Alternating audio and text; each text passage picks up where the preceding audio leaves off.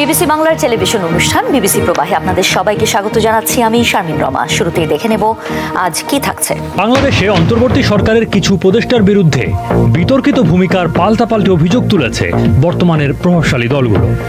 প্রধান উপদেষ্টা অধ্যাপক মোহাম্মদ ইউনূসের সঙ্গে দেখা করে বিএনপি সুনির্দিষ্ট কয়েকজনের বিরুদ্ধে অভিযোগ করেছে। সেই সাক্ষাতের পরদিন বুধবার জামায়াতে ইসলামী প্রধান উপদেষ্টার সঙ্গে আলাদাভাবে দেখা করে কিছু উপদেষ্টার ব্যাপারে আপত্তি জানিয়েছে। জাতীয় নাগরিক পার্টি বা এনসিপি নেতারাও তাদের অভিযোগ জানিয়েছেন।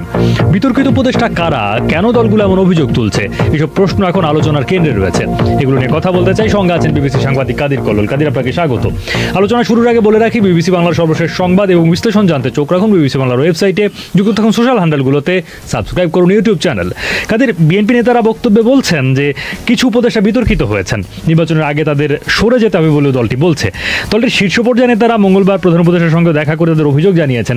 বিতর্কিত হিসেবে কাদের কথা বলছেন? আসলে বিএনপির নেতারা কিছুদিন ধরেই তারা সরকারের নিরপেক্ষতার প্রশ্ন তুলছিলেন। সেখানে তারা সুনির্দিষ্টভাবে কিছু উপদেষ্টার বিরুদ্ধে তারা অভিযোগ আনছিলেন এবং তাদের বক্তব্য যে একটি বিশেষ দলের পক্ষে তারা কাজ করছেন, নির্বাচনের আগে বিশেষ করে প্রশাসনকে সাজানোর ক্ষেত্রে তারা ভূমিকা রাখছেন এবং সেটি একটি বিশেষ দলের পক্ষে যাচ্ছে, এটি বিএনপি নেতাদের অভিযোগ ছিল।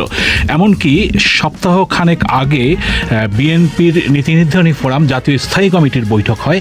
সেই বৈঠকেও বিষয়টি বেশ তারা শক্তভাবেই আলোচনা করেছেন যে সেখানে কিছু উপদেষ্টার নাম ধরেই তারা আলোচনা করেছেন যে তারা একটি বিশেষ দলের পক্ষে কাজ করছে, এই ধরনের তারা অভিযোগ তুলেছেন।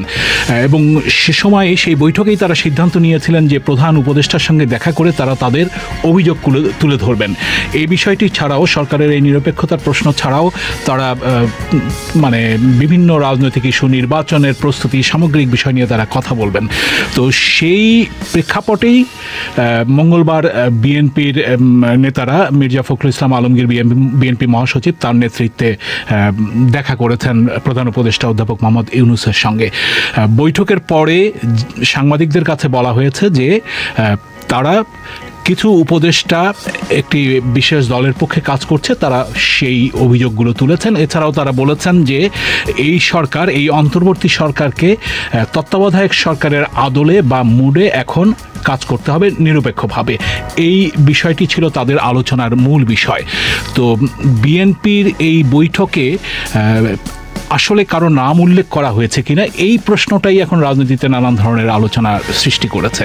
তো আমি বিএনপির ওই বৈঠকে যারা উপস্থিত ছিলেন, দলটির একাধিক নেতার সঙ্গে আমি কথা বলেছি, বলে যেটা মনে হয়েছে তারা কিছু নাম সুনির্দিষ্ট করে তুলে ধরেছেন যাদের বিরুদ্ধে তাদের অভিযোগ। সেখানে যেমন তারা বলছেন যে প্রশাসনের রদবদল বা পদায়নের জন্য যে একটি ক্যাবিনেট কমিটি বা মন্ত্রিপরিষদ কমিটি গঠন করা হয়েছে, সেখানে 4 জন উপদেষ্টা রয়েছেন। তার মধ্যে জ্বালানি উপদেষ্টা ফাউজুল কবির খান রয়েছেন। বিএনপির অভিযোগ তার বিরুদ্ধে যে তিনি নিরপেক্ষভাবে কাজ করছেন, এই ধরনের অভিযোগটা তিনি বিএনপির পক্ষ থেকে প্রধান উপদেষ্টার কাছে তোলা হয়েছে। বিএনপির সূত্রগুলো এমনটাই বলছে। এছাড়াও প্রধান উপদেষ্টার একজন বিশেষ সহকারী খোদাবক্স চৌধুরী, যিনি স্বরাষ্ট্র মন্ত্রণালয়ে আছেন, তার ব্যাপারেও তাদের দিক থেকে অভিযোগ করা হয়েছে। এক মন্ত্রিপরিষদ সচিব যে কিছুদিন আগে বদল করা হয়েছে, নতুন মন্ত্রিপরিষদ সচিব, তার ব্যাপারেও বিএনপির পক্ষ থেকে অভিযোগ তুলে ধরা হয়েছে যে তারা নিরপেক্ষভাবে কাজ করছেন না। এছাড়াও বিএনপির পক্ষ থেকে একটি বলা হয়েছে যে কেউ আছেন, কোনো উপদেষ্টা যারা রাজনৈতিক দলের সাথে সরাসরি না থাকলেও কোনো না কোনোভাবে সম্পৃক্ত, যারা নির্বাচন করবেন, এরকম একটা আলোচনা রয়েছে এবং তাদেরও দিক থেকেও ইঙ্গিত দেওয়া হচ্ছে। তাদের ব্যাপারেও বিএনপির আপত্তি আছে। তো বিএনপির পক্ষ থেকে যেটা বক্তব্য হচ্ছে, এই যাদের ব্যাপারে তাদের আপত্তি, তাদেরকে নির্বাচনের আগে তাদের ব্যাপারে ব্যবস্থা নেওয়া বা তাদেরকে সরিয়ে দেয়া, তারা যেন উপদেষ্টা পরিষদে না থাকে, একটা উপদেষ্টা পরিষদটাকে একটা নিরপেক্ষ জায়গায় নিয়ে আসা, এটা তারা বলতে চাচ্ছেন বিএনপির নেতারা। এবং সেই লক্ষ্য থেকেই তারা এই অন্তর্বর্তী সরকারকে তত্ত্বাবধায়ক সরকারের আদলে যাওয়ার কথা বলছেন। তো এখন যেটা হচ্ছে যে তারা যেটা বলছেন যে কেউ কেউ কয়েকজনের নাম সুনির্দিষ্ট করে বলছেন, আবার বলছেন যে কেউ কেউ মানে কোনো রাজনৈতিক দলের সাথে সম্পৃক্ত আছেন কোনো না কোনোভাবে। সেটা তারা মনে হচ্ছে যে বিএনপি নেতাদের সাথে কথা বলে তারা ছাত্র প্রতিনিধি যারা আছে, যে দুজন আছেন আসিফ মাহমুদ এবং মাহফুজ আলম, তাদের দিকে ইঙ্গিত করছেন এরকমটা মনে হচ্ছে বিএনপির দিক থেকে যে অভিযোগ। প্রধান উপদেষ্টার সঙ্গে বুধবার দেখা করার পর জামায়াত ইসলামী নেতারাও বলেছেন কিছু উপদেষ্টার বিতর্কিত ভূমিকার কারণে অন্তর্বর্তী সরকারের ভূমিকা নিয়ে প্রশ্ন উঠছে। তাদের অভিযোগ কোন উপদেষ্টার বিরুদ্ধে? জামায়াত ইসলামীর বৈঠকটা বিএনপির পরদিনই বৈঠকটা হলো। জামায়াত ইসলামী বিএনপি যখন অভিযোগ তুলেছে কিছু উপদেষ্টার বিরুদ্ধে গত কিছুদিন ধরে, জামায়াতও কিন্তু কিছুদিন ধরে জামায়াত দলটির নেতারাও কিন্তু অভিযোগ করে আসছিলেন যে কিছু উপদেষ্টা তাদেরও বক্তব্য যে একটি বিশেষ দলের পক্ষে কাজ করছে। তো যেটা হচ্ছে যে সেই প্রেক্ষাপটে জামায়াতও কিন্তু বলেছিল যে তারা তাদের অভিযোগ নিয়ে প্রধান উপদেষ্টার সঙ্গে দেখা করবেন। সেই দেখাটা তারা আজকে করলেন। বৈঠকের পর মানে রাষ্ট্রীয় অতিথি ভবন যমুনায় বৈঠকের পর প্রধান উপদেষ্টার সাথে জামায়াতের নায়েবে আমির সৈয়দ আবদুল্লাহ মুহাম্মদ তাহের তিনি সাংবাদিকদের ব্রিফ করেছেন। তিনি যেটা বলেছেন তার বক্তব্যটা যদি বলি, যে যারা উপদেষ্টা তাদের ব্যাপারে বলেছি, সকলের ব্যাপারে নয়। তারা যেটা বলেছেন যে কিছু কিছু লোক প্রধান উপদেষ্টাকে বিভ্রান্ত করে। তা মানে প্রধান উপদেষ্টা অধ্যাপক ইউনূসের প্রতি জামায়াতের আস্থা আছে, কিন্তু তার কিছু লোক তার পাশে থেকেই তাকে বিভ্রান্ত করছে। এ ব্যাপারে তাকে সতর্ক হতে হবে, এটা তারা দলগুলো মনে করছে। তো এই সংবাদ সম্মেলনে সাংবাদিকরা প্রশ্ন করেছেন যে কারা সেই উপদেষ্টারা, কিন্তু তারা বলছেন যে নামটা আমরা প্রকাশ করতে চাচ্ছি না এখন, এবং তাদের ব্যাপারে কি করতে বলেছেন সেটাও তারা এখন বলতে রাজি নন। তো জামায়াতের যারা দেখা করেছেন তাদের আমি একাধিক নেতার সঙ্গে কথা বলেছি। আমার কাছে মনে হয়েছে যে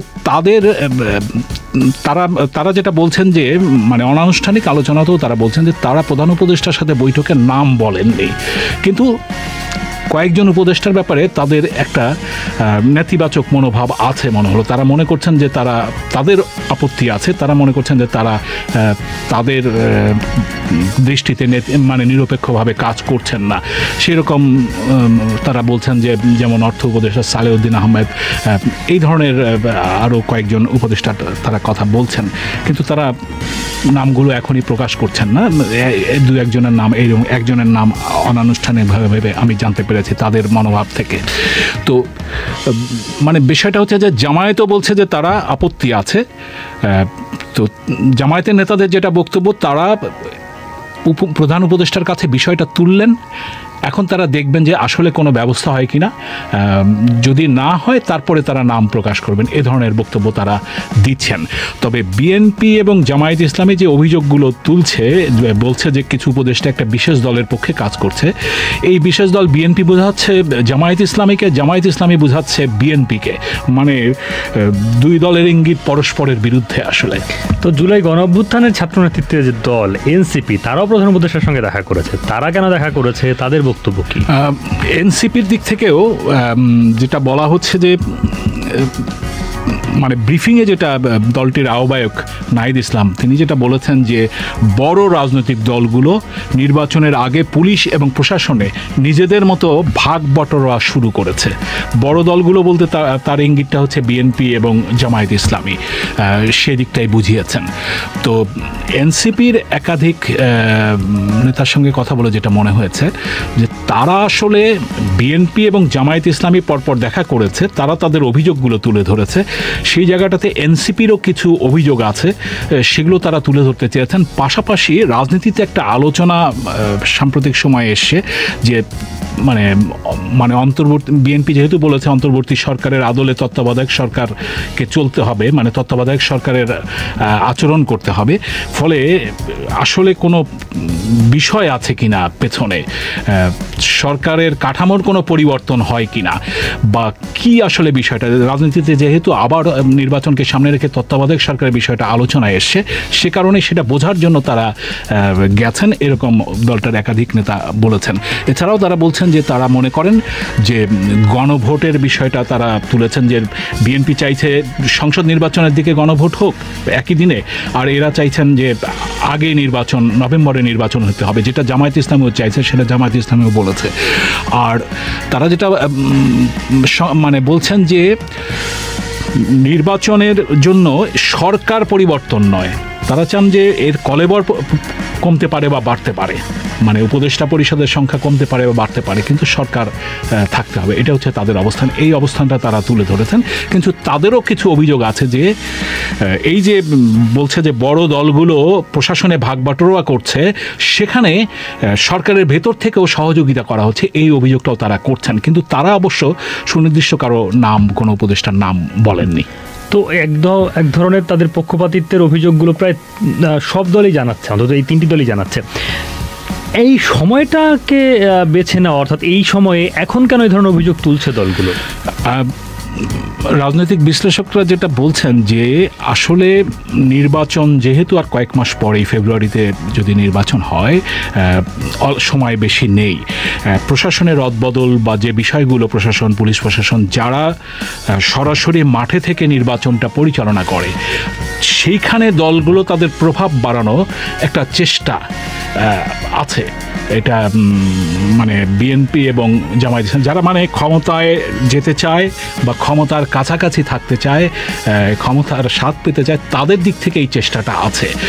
যেমন আমি লেখক মহিউদ্দিন আহমদের সঙ্গে কথা বললাম, তিনি যেটা বলছেন যে তার কাছে মনে হয়েছে মানে এই দলগুলো, প্রভাবশালী এই দলগুলো, তারা মনে করছেন যে তারা ক্ষমতায় যাবেন কেউ বা ক্ষমতার কাছাকাছি থাকবেন, ফলে তারা মানে সরকারের উপর যেমন চাপ তৈরি করতে চাচ্ছেন, করে প্রশাসনে একটা মানে নিজেদের প্রভাবটা আরও বাড়াতে চাচ্ছেন, পাশাপাশি তারা প্রতিপক্ষ বা মানে অন্য দলের উপরেও একটা চাপ তৈরি করতে চাইছেন, মানে চাপটা রাখতে চাইছেন। ফলে দুই দলই, বিএনপি এবং জামায়াত ইসলামী, পাশাপাশি প্রভাবশালী আরেকটি দল এনসিপি, তারাও এই ধরনের সরকারের উপরে এবং অন্য প্রতিপক্ষের উপরে বা পরস্পর বিরোধী একটা চাপ তৈরি করে এগোনোর কৌশল নিয়েছে। সে কারণেই তারা মাঠে বক্তব্য দিয়েছেন, দলীয় ফোরামে আলোচনা করেছেন, সর্বশেষ প্রধান উপদেষ্টার কাছে গিয়েও তারা তাদের অভিযোগগুলো তুলে ধরলেন। আচ্ছা, ওই যে তত্ত্বাবধায়ক সরকারের আদলে বা মুডে কাজ করার যে প্রসঙ্গ বিএনপির বক্তব্যের সূত্র ধরে এসেছে, তত্ত্বাবধায়ক সরকারের বিষয়টি কেন আলোচনায় আসছে এখন?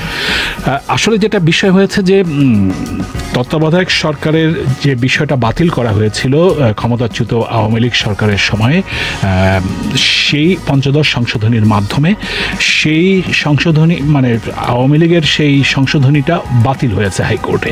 সেটি এখন আপিল বিভাগে আছে। আপিল বিভাগে আপিলের আবেদনের শুনানি চলছে। তো আপিলের আবেদনের শুনানি চলছে, হাইকোর্টের ডিসিশন কিন্তু ওটা তত্ত্বাবধায়ক সরকার বহাল করা হয়েছে। এখন এটা রিভিউ আপিল বিভাগে আপিলের আবেদনে আপিলের পূর্ণাঙ্গ বেঞ্চে এটা শোনা হচ্ছে, প্রধান বিচারপতির নেতৃত্বে শুনানি চলছে। এখন সেটাতে কি সিদ্ধান্ত আসে সেটি একটি বিষয়।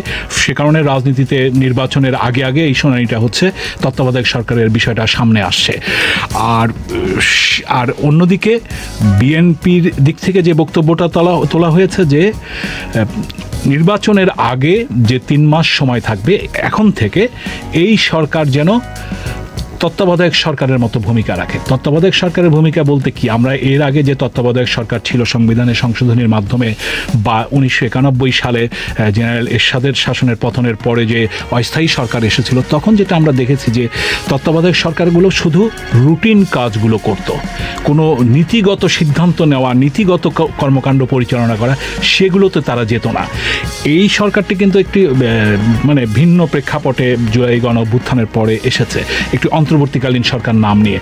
এখন তত্ত্বাবধায়ক সরকার আবার যেহেতু প্রতিষ্ঠিত হওয়ার পথে বা আদালতের সিদ্ধান্তের অপেক্ষায়, ফলে বিষয়টি আলোচনায় এসছে এবং আলোচনায় সিদ্ধান্ত কি আসে তার আগেই বিএনপির দিক থেকে এই বিষয়টাকে সামনে আনা হচ্ছে।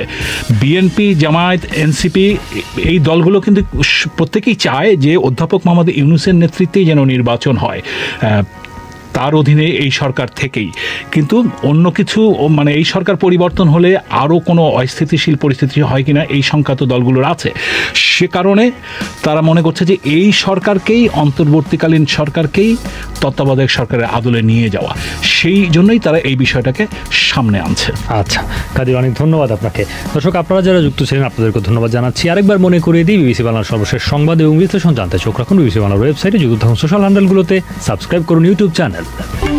দীপাবলির রাতে এক ফোনালাপেই ফের সরগরম দিল্লি ও ওয়াশিংটনের কূটনৈতিক অঙ্গন। ভারতীয় সময় 22 অক্টোবর ভোর রাতে মার্কিন প্রেসিডেন্ট ডোনাল্ড ট্রাম্প ফোন করেন প্রধানমন্ত্রী নরেন্দ্র মোদীকে। শুভেচ্ছা বিনিময়ের পাশাপাশি আলোচনায় আসে দুই দেশের বাণিজ্য সম্পর্ক ও রাশিয়া থেকে ভারতের জ্বালানি আমদানির প্রসঙ্গ। এর কিছুক্ষণ পরই ভারতীয় ইংরেজি দৈনিক মিন্ট 3টি সূত্রের বরাত দিয়ে জানিয়েছে, অচিরেই যুক্তরাষ্ট্রে ভারতীয় পণ্যের উপর শুল্ক 50% থেকে কমে 15 থেকে 16% নামতে পারে। বর্তমানে রাশিয়া থেকে সস্তায় জ্বালানি কেনার কারণে যুক্তরাষ্ট্র অতিরিক্ত 25% শুল্ক আরোপ করেছে ভারতের উপর। ওয়াশিংটনের শর্ত ছিল রুশ জ্বালানি আমদানি কমাতে হবে, তাহলেই শুল্ক কমবে। সূত্র বলছে, ভারত ইতিমধ্যেই রাশিয়া থেকে তেল কেনার পরিমাণ ধীরে ধীরে কমাতে শুরু করেছে, যা ডিসেম্বর থেকে কার্যকর হবে। সাংবাদিকদের সঙ্গে আলাপকালে ট্রাম্প বলেন, আমাদের সম্পর্ক খুব ভালো। মোদি জানিয়েছেন, রাশিয়া থেকে খুব বেশি তেল তারা কিনবেন না। আমরাও চাই যুদ্ধের দ্রুত অবসান হোক। তবে এর আগেই ভারতের পররাষ্ট্র মন্ত্রণালয় দাবি করেছিল, যেদিন ট্রাম্প ফোনালাপের কথা বলেছেন সেদিন মোদির সঙ্গে তার কোনো কথা হয়নি। এরপরে সতর্ক করে ট্রাম্প বলেন, রুশ তেল কেনা না কমালে আরও চড়া হারে শুল্ক বাড়ানো হতে পারে। সাংবাদিকদের সামনে ট্রাম্পের মন্তব্যের পরপরই প্রধানমন্ত্রী মোদি এক্স হ্যান্ডেলে দেওয়া এক পোস্টে বলেন, প্রেসিডেন্ট ট্রাম্প আমাকে দীপাবলির শুভেচ্ছা জানিয়েছেন। সব ধরনের সন্ত্রাসবাদের বিরুদ্ধে দুই দেশ ঐক্যবদ্ধভাবে দাঁড়াবে। মূলত দীর্ঘদিন ধরে ঝুলে থাকা ভারত যুক্তরাষ্ট্র দ্বিপক্ষীয় বাণিজ্য চুক্তি আটকে আছে কৃষি ও ডেইরি খাতের মত বিরোধে। যুক্তরাষ্ট্র চায় ভারতের কৃষি বাজারে মার্কিন পণ্যের প্রবেশাধিকার, কিন্তু তাতে তীব্র আপত্তি দিল্লির। প্রধানমন্ত্রী মোদি আগেই স্পষ্ট করে বলেছেন, ভারতের কৃষিক্ষেত্র রক্ষায় যে কোনো ত্যাগ স্বীকারে আমরা প্রস্তুত। সূত্রের বরাতে দৈনিক মিন্ট জানিয়েছে, নতুন বোঝাপড়ায় ভারত কিছুটা ছাড় দিতে পারে। সবকিছু পরিকল্পনা মাফিক এগোলে চলতি মাসের শেষ সপ্তাহে মালয়েশিয়ার আসিয়ান শীর্ষ সম্মেলনের অবসরে ঘোষণা হতে পারে ভারত যুক্তরাষ্ট্র বাণিজ্য চুক্তি। সেখানেই হতে পারে ট্রাম্প মোদির মুখোমুখি বৈঠক, যদিও এখনও সরকারিভাবে ঘোষণা করা হয়নি মোদির সফর। ইউক্রেন যুদ্ধ অবসানে শিগগিরই আলোচনায় বসতে যাচ্ছে যুক্তরাষ্ট্র রাশিয়া, এমন খবরে কিছুটা হলেও মিলেছিল স্বস্তি। তবে সেই প্রত্যাশা ফিকে হয়ে গেছে 21 অক্টোবর হোয়াইট হাউসের এক ঘোষণায়। জানানো হয়েছে, হাঙ্গেরিতে হতে যাওয়া ট্রাম্প পুতিন বৈঠকটি স্থগিত করা হয়েছে অনির্দিষ্ট সময়ের জন্য। শুধু তাই নয়, বাতিল হয়েছে দুই দেশের শীর্ষ কূটনীতিকদের প্রাথমিক বৈঠকও। দ্বিতীয় দফায় ক্ষমতায় এসে বিশ্বের বিভিন্ন অঞ্চলে চলা যুদ্ধ বন্ধে কার্যকর পদক্ষেপ নেন ডোনাল্ড ট্রাম্প। কিছু কিছু ক্ষেত্রে সফলও হন তিনি। তার মধ্যস্থতায় ফিলিস্তিনের গাজায় কার্যকর হয় যুদ্ধবিরতি। তাই ইউক্রেন ইস্যুতে ট্রাম্প পুতিন বৈঠক ঘিরে তৈরি হয়েছিল ব্যাপক প্রত্যাশা, কিন্তু সেই আশার গুড়ে বালি। যুক্তরাষ্ট্র রাশিয়া বৈঠকের আশা ফিকে হতেই এ বিষয়ে মন্তব্য করেছেন মার্কিন প্রেসিডেন্ট ডোনাল্ড ট্রাম্প। তিনি বলেছেন, আমি একটি ব্যর্থ বৈঠক করতে চাই না, আমি সময় নষ্ট করতে চাই না, এখন আমি কি ঘটতে যাচ্ছে তাই দেখব। গাজায় যুদ্ধবিরতি কার্যকরে ট্রাম্পের প্রধান হাতিয়ার ছিলেন অভিজ্ঞ কূটনীতিক স্টিভ উইটকফ। তবে ইউক্রেনের প্রেক্ষাপট ভিন্ন।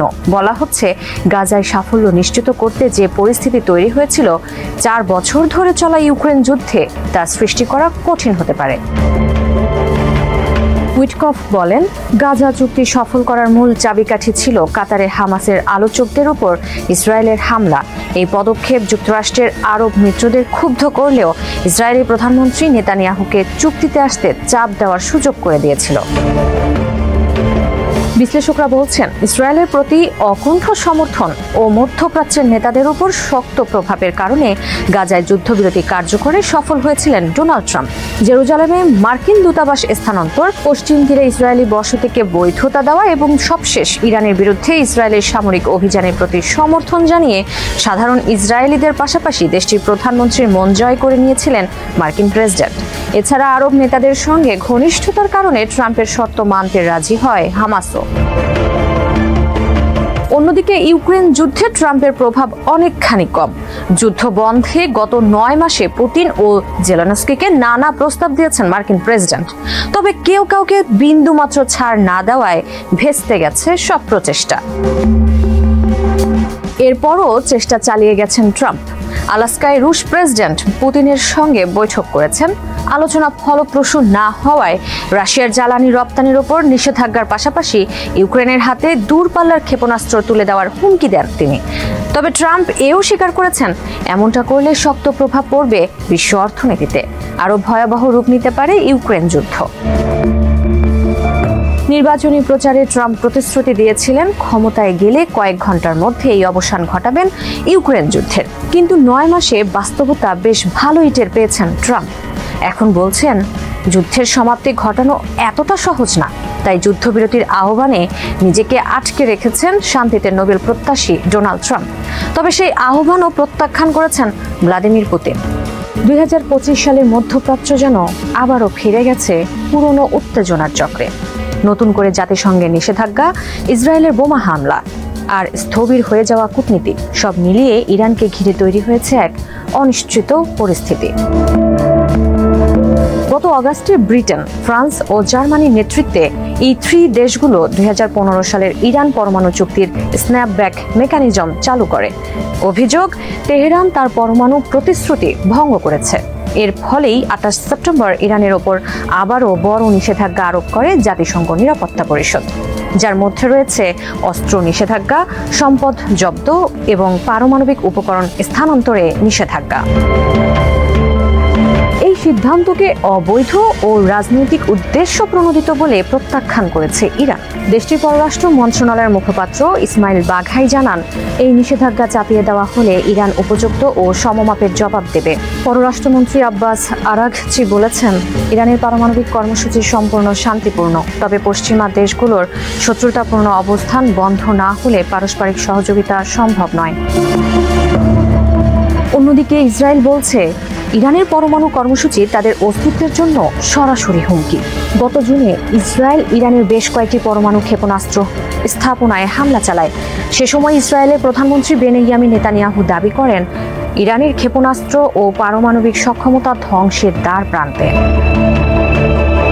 তবে ইরান পাল্টা হুঁশিয়ারি দিয়ে বলেছে, তারা দমে যাবে না, বরং দেশটি তার এক্সেস অফ রেজিস্ট্যান্স এর মাধ্যমে লেবানন, ফিলিস্তিন, ইয়েমেন ও ইরাকে তাদের প্রভাব আরও জোরদার করেছে।